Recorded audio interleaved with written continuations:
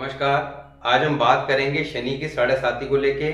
शनि की साढ़े साती जिसको लेके हमारे मन में बहुत सारे कंफ्यूजन रहते हैं और एक मन में डर बन जाता है कि साढ़े साती आने वाली है तो जीवन में अशुभ परिणाम देखने को मिलेंगे, परेशानी को सामना करने को पड़ेगा। ये निश्चित है, शनि की साढ़े साती जब जीवन में आती है तो यहाँ पर काफ़ी ज़्यादा बुरे फल भी देती है और काफ़ी ज़्यादा शुभ फल भी देती है। डिपेंड करता है कि आपकी राशि कौन सी है, तो किन राशि वालों को परेशान होना है और किन राशि वालों को खुश होना है। क्योंकि साढ़े साती जिन लोगों के लिए शुभ फल देगी वो लोग निश्चित तौर पर जीवन के अंदर इस टाइम ड्यूरेशन में बहुत ज़्यादा ग्रोथ लेंगे, बहुत अच्छा टाइम पीरियड उनका बीतेगा। कई बार आप नोट करेंगे कुछ लोग साढ़े साती के ड्यूरेशन में आसमान से जमीन पर जाते हैं और कुछ लोग जमीन से आसमान में पहुंच जाते हैं। यानी कुछ लोगों को रोडपति से करोड़पति बना देगी और कुछ लोगों को करोड़पति से रोडपति। तो यहाँ पर किन लोगों को ये शुभ फल देगी और किन लोगों को अशुभ फल देगी। दूसरा, रेमेडी कब करनी है, पहले चरण में करनी है, दूसरे चरण में करनी है, तीसरे चरण में करनी है। तीनों चरणों के लिए रेमेडी अलग अलग है। लाल किताब से कैसे चेक करें और कौन से प्लैनेट हमें अशुभ फल देंगे, सारी बातों पर चर्चा करेंगे डिटेल में, जिससे आज के बाद आपके मन में किसी तरह का कोई कंफ्यूजन ना रहे साढ़े साती को लेके और आप इजीली अपने और अपने परिवार की कुंडली को चेक कर पाएं कि किसकी साढ़े साती लगने वाली है और कौन सी रेमेडी हमें एग्जैक्टली करनी है या नहीं करनी है। क्योंकि कई बार प्लैनेट हमारे अच्छी कंडीशन में होते हैं तब भी हम अनजाने में रेमेडी करके उनके फलों को नष्ट कर देते हैं। तो यहाँ पर जो शुभ फल हमें देखने को मिलने वाले थे हम खुद ही उन्हें रेमेडी करके खराब कर देते हैं। क्योंकि आपको साढ़े साती के मन में डर बैठ गया, आपने किसी से बात करी या यूट्यूब पे कोई वीडियो देख ली और शनि के उपाय करने शुरू कर दिए। अब शनि के उपाय करके पता लगा किसी ने आपको बता दिया कि ये सामान यहाँ दबा दें या जल प्रवाह कर दें या जला दें, आपने ऐसा कुछ काम कर लिया तो पता लगा कि उस साल शनि आपको लाखों या करोड़ों रुपए देने वाला था, बहुत एक अच्छी ऊंचाइयों पे लेके जाने वाला था, मगर वो सारे के सारे फल आपने उस साल के लिए खत्म कर दिए, शनि को नष्ट कर दिया। तो यहाँ पर रेमेडी कब करनी है, क्योंकि रेमेडी को बड़े सोच समझ के करना चाहिए, जब आवश्यक हो तब करनी चाहिए। जैसे मेडिसन, एलोपैथी मेडिसिन को जब आवश्यक हो, बीमार हो तभी इस्तेमाल करना चाहिए। अदरवाइज बिना बात अगर मेडिसिन खाएंगे तो क्या होगा, हेल्थ इश्यू आएंगे, शरीर कमजोर होगा। तो यहाँ पे आज हम किन विषयों पर चर्चा करने वाले हैं। नंबर 1, व्हाट इज सैटर्न साढ़े साती, साढ़े साती क्या है। Second, how to check it in our horoscope, अपनी कुंडली में कैसे चेक करें। Which planets give very bad effect, कौन से ग्रह साढ़े साती के ड्यूरेशन में बहुत ज्यादा अशुभ फल देंगे और क्यों देंगे। Who will take growth and who will deeply troubled, कौन साढ़े साती में ग्रोथ लेगा और कौन परेशानियों का सामना करेगा। Next, when and which perfect remedy we should do, कब और किस समय कौन सी परफेक्ट रेमेडी है जो हमें करनी है। क्योंकि जनरली हमें रेमेडीज के बारे में यही पता है, जिन लोगों की साढ़े साती चलती है वो सारे के सारे शनि मंदिर जाते दिखाई देंगे, पीपल पे दिए जलाते दिखाई देंगे। तो यहाँ पर ये सब काम करने से लाभ अवश्य मिलता है, मगर जिस तरह के लाभ की हम उम्मीद करते हैं उस तरह का लाभ देखने को नहीं मिलता। तो जो लोग साढ़े साती को फेस करते हैं या कर चुके होंगे और जब परेशानियां फेस करी होगी तो ये सारे काम किए होंगे तो वो समझ जाएंगे कि किस तरह के लाभ उन्हें मिले हैं और किस तरह के परेशानियों को फेस किया है, तो कैसे उनको ठीक करना है और कौन सी रेमेडी करनी है। Role of red book and its remedy, यहाँ पे लाल किताब का रोल क्या होगा, क्योंकि लाल किताब के अंदर साढ़े साती को कंसिडर नहीं किया गया है, मगर हम यहाँ पर वैदिक एस्ट्रोलॉजी, लाल किताब सबको एक साथ कंसिडर करके ही फलादेश करते हैं। हमारे पास जनरली कोई भी हॉरोस्कोप आती है तो हम उसको दोनों ही दृष्टिकोण से देखते हैं, क्योंकि यहाँ पर एस्ट्रोलॉजी का मेथड कोई भी हो, चाहे प्राशर एस्ट्रोलॉजी हो या आपका नाड़ी एस्ट्रोलॉजी हो या आपका केपी पद्धति हो, जैमिनी पद्धति हो या लाल किताब हो, पैटर्न कोई भी हो, अगर सही से कैलकुलेशन करेंगे तो रिजल्ट एक ही आएगा। क्योंकि मेथड कोई भी हो, मतलब है प्रेडिक्शन से और रेमेडी से। तो यहाँ पर एग्जैक्टली जो रेमेडी है, पावरफुल रेमेडी जो मानी गई है वो रेड बुक की है, जो एग्जैक्टली काम करती हैं और प्रैक्टिकली टेस्ट की गई हैं। तो यहाँ पर लाल किताब के अकॉर्डिंग हमने साढ़े साती के फलों को कैसे चेक करना है, लाल किताब के रूल्स को कैसे यूज करना है और कैसे उसकी रेमेडी को फॉलो करना है। और 7.5 साल का पीरियड, यानी कि 7.5 साल एक बहुत लंबा पीरियड होता है। इस 7.5 साल के पीरियड में 2.5 साल के 3 चरण होंगे, उनको कैसे चेक करें और कौन से चरण में किस तरह का रिजल्ट मिलेंगे। क्योंकि ऐसा नहीं होगा कि 7.5 ही लग गई तो 7.5 साल का पीरियड ही खराब हो गया। यहाँ पर कोई एक 2.5 साल आपको अशुभ फल देंगे, कोई एक 2.5 साल आपको शुभ फल देंगे और कोई एक 2.5 साल आपको सामान्य फल देंगे। तो यहाँ पर प्रॉपर आपको एक चार्ट शेयर किया जाएगा जिसका आप स्क्रीनशॉट लेके इजीली चीजों को समझ जाएंगे और आपको भी उसकी जानकारी बताई जाएगी। अब सबसे पहले बात करते हैं कि 7.5 क्या है। देखिए, गोचर, गोचर शब्द सभी ने सुना हुआ है। गोचर है क्या? बेसिकली सौर मंडल में जो प्लैनेट का मूवमेंट है, क्योंकि सभी ग्रह सौर मंडल के अंदर, आकाश मंडल के अंदर मूवमेंट करते रहते हैं, उस मूवमेंट को गोचर कहा जाता है। हमारे जन्म के समय जब गोचर की जो स्थिति होती है उस वक्त का जो स्क्रीनशॉट लिया जाता है, तो यानी कि वो स्क्रीनशॉट जो लिया हमने, पिक ली, उसमें प्लैनेट जिस राशि के अंदर मूव कर रहे थे वो कैप्चर कर लिए गए, वो हमारी लगन कुंडली कहलाता है। तो यहाँ पर जन्म कुंडली के अंदर चंद्रमा जिस राशि में बैठे होंगे वो आपकी जन्म राशि कहलाएगी। सपोज कीजिए यहाँ पर एक धनु लगन की कुंडली है, तो यहाँ पर लगन भाव में 9 नंबर की राशि यानी कि धनु राशि लिखी गई है, मगर आपकी कुंडली में यहाँ पर कोई भी राशि हो सकती है और उसी के अकॉर्डिंग आगे ये नंबर मूवमेंट करते होंगे। आपने क्या चेक करना है कि आपने अपनी लगन कुंडली के अंदर ये चेक करना है कि आपके चंद्रमा कुंडली के 12 ही घरों में कहाँ बैठे हैं और किस राशि में हैं। जिस राशि में चंद्रमा बैठे हुए हैं वो आपकी जन्म राशि कहलाएगी, और चंद्रमा जिस राशि में बैठे हुए हैं उससे 12वें घर में जो राशि है, अब सपोज कीजिए चंद्रमा आपके 11 नंबर की राशि में है यानी कि कुंभ राशि में।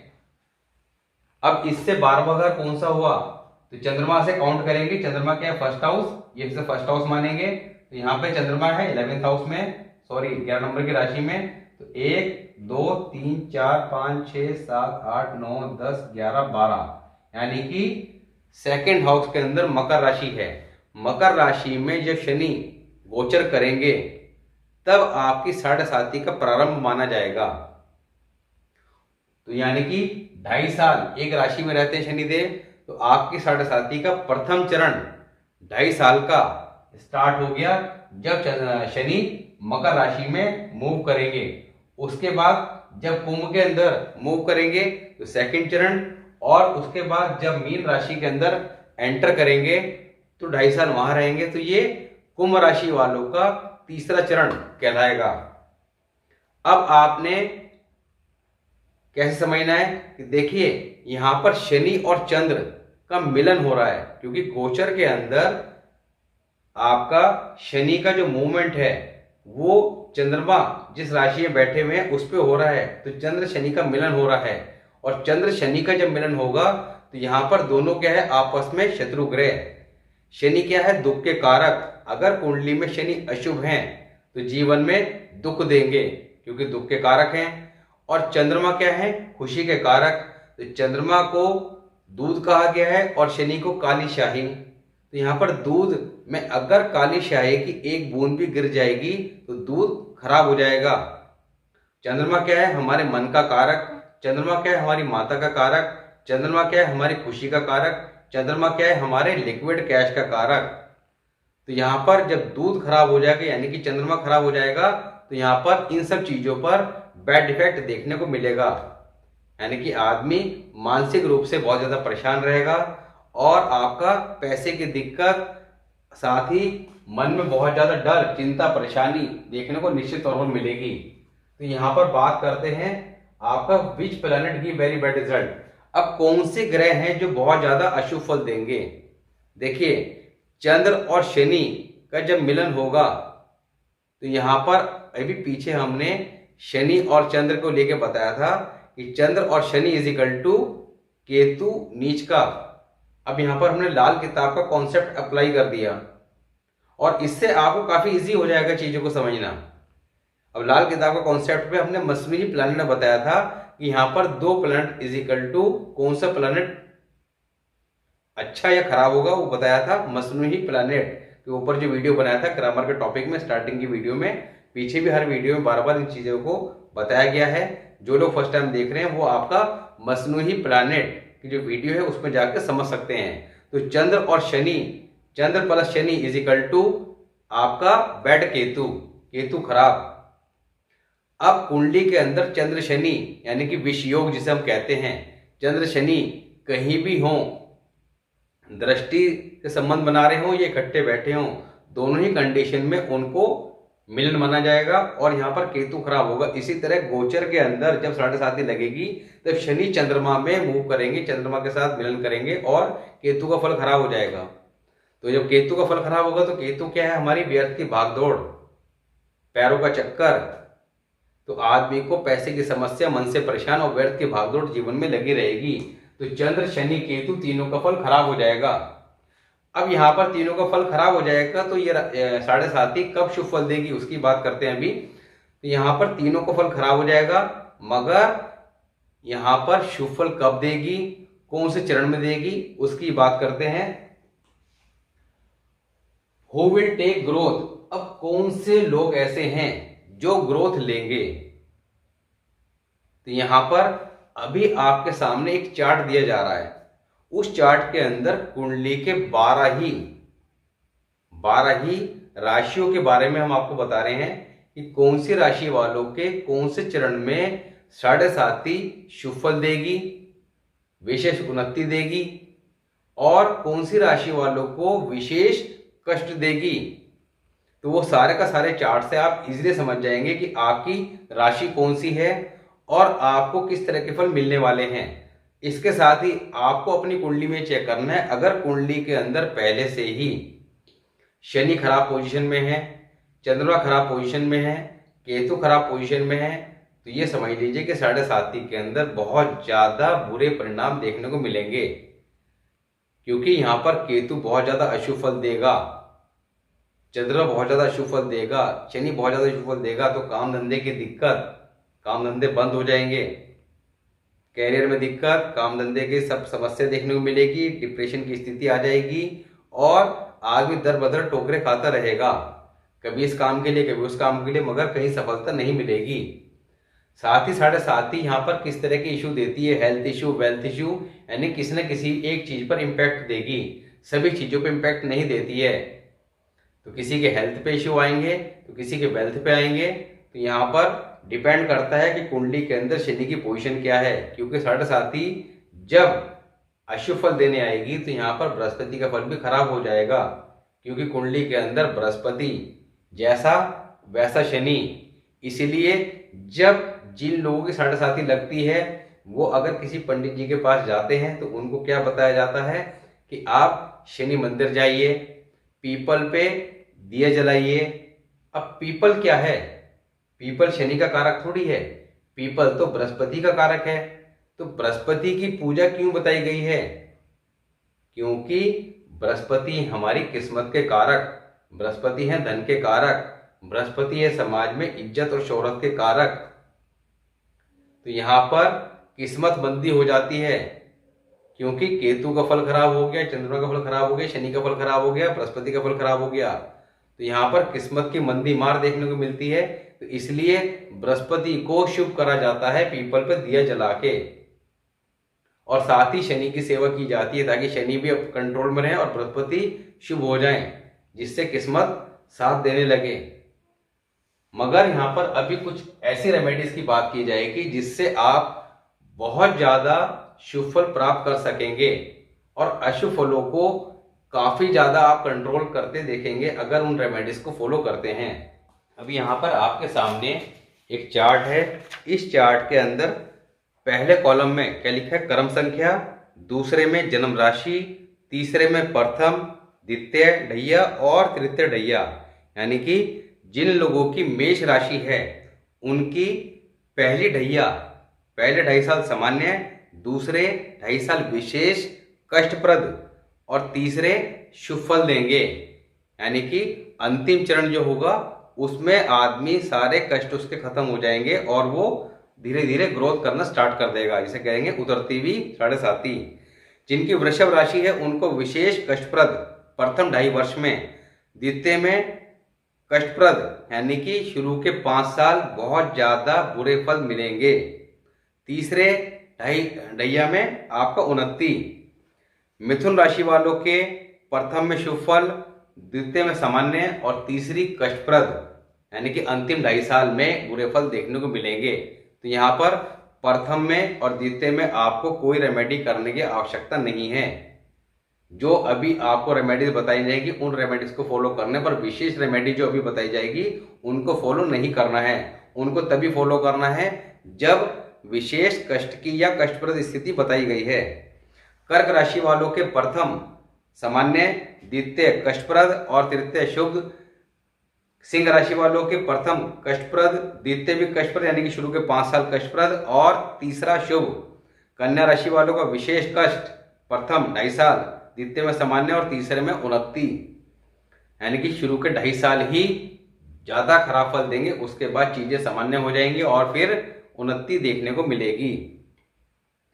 तुला राशि वालों के प्रथम में उन्नति, द्वितीय में शुभाशुभ और तीसरे में उन्नति यानी कि तुला राशि वाले 7.5 साल उन्नति पे उन्नति देखते जाएंगे।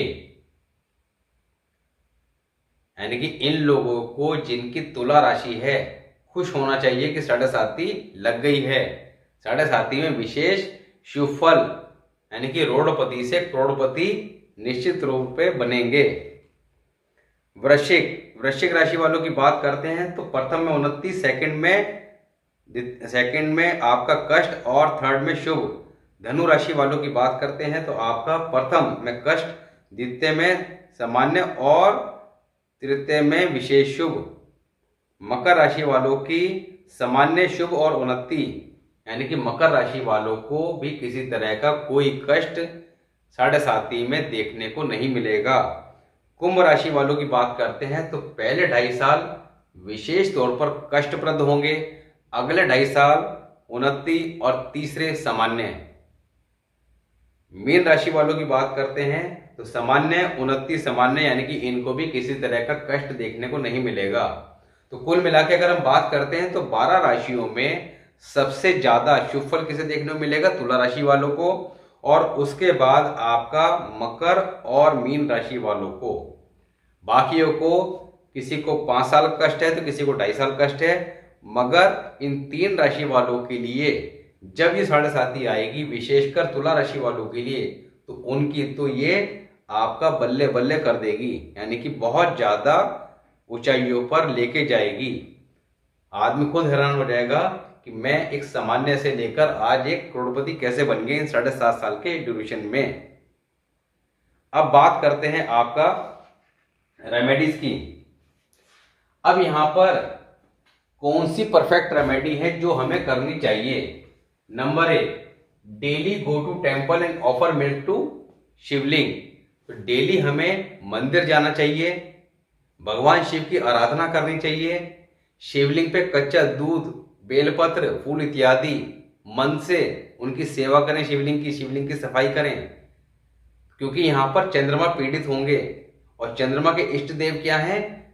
शंकर जी, भोलेनाथ। तो भोलेनाथ की जितनी सेवा करेंगे उतना चंद्रमा स्ट्रांग होगा, पैसे की दिक्कत दूर होगी और आपका डिप्रेशन की स्थिति जो 7.5 में कष्ट वाली स्थिति में या विशेष कष्ट वाली में देखने को मिलेगी, उससे बचाव होगा। Second, offer food to dog daily, यानी कि कुत्तों को आपने रोटियां खिलानी है हल्का सा सरसों का तेल लगा के।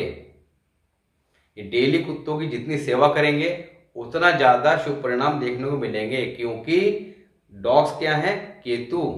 तो केतु का फल खराब होगा तो डॉग्स की सेवा करनी है, तो उधर हमने मून को ठीक कर लेना है, इधर केतु को ठीक रखना है।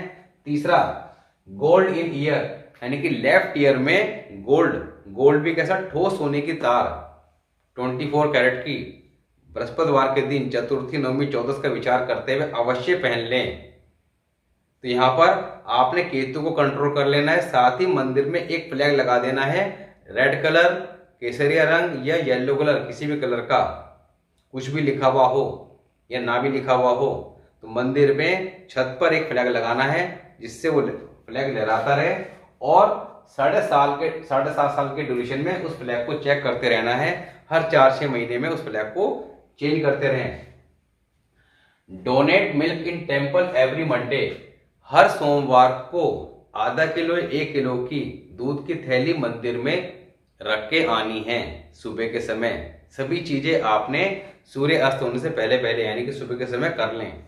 इसके अलावा आपने क्या करना है, हर शनिवार हनुमान चालीसा का पाठ करना है।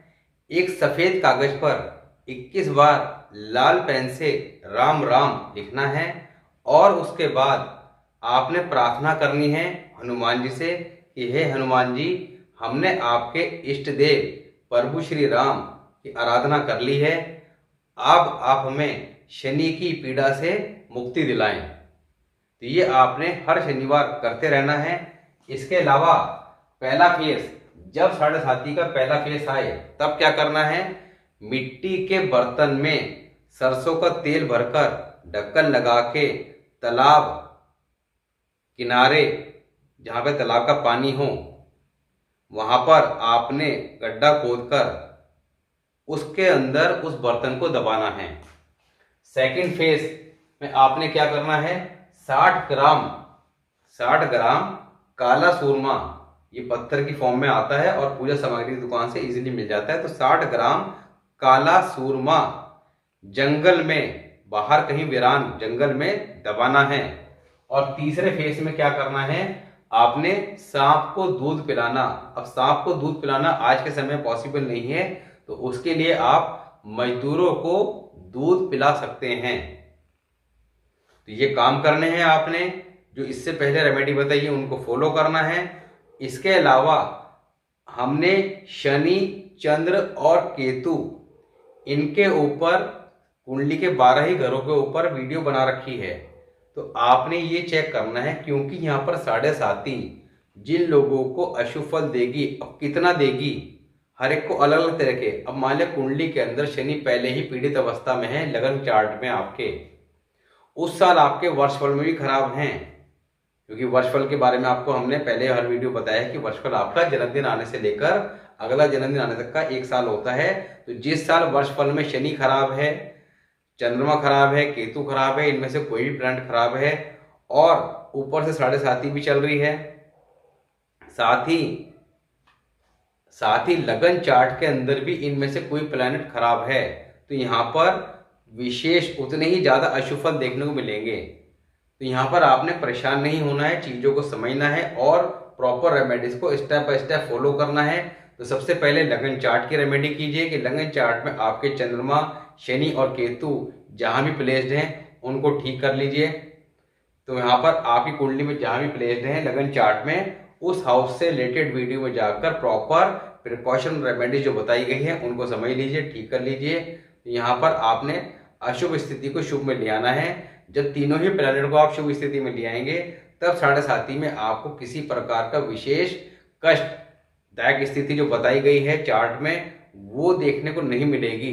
तो 100% की जगह आपका ग्राफ 10% पे आकर ही रह जाएगा। और उसके अलावा जो ये चीजें बताई हैं, अभी आपको रेमेडी बताइए, इनको भी साथ में फॉलो करते हैं तो निश्चित तौर पर आपका वो 10% पे ग्राफ भी खत्म हो जाएगा।